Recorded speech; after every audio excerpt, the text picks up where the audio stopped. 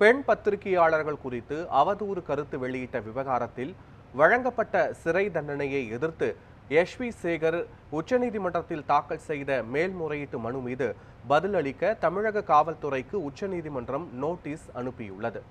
நடிகர் எஸ்வி சேகர் கடந்த 2018ஆம் ஆண்டு பெண் பத்திரிகையாளர்களை அவதூறாக பேசி சமூக வலைதளத்தில் பதிவிட்டு இருந்தார்.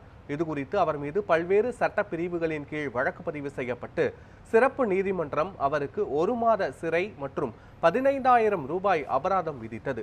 இதுகுறித்து எஸ்வி சேகர் உச்சநீதிமன்றத்தில் மேல்முறையீடு செய்தார்.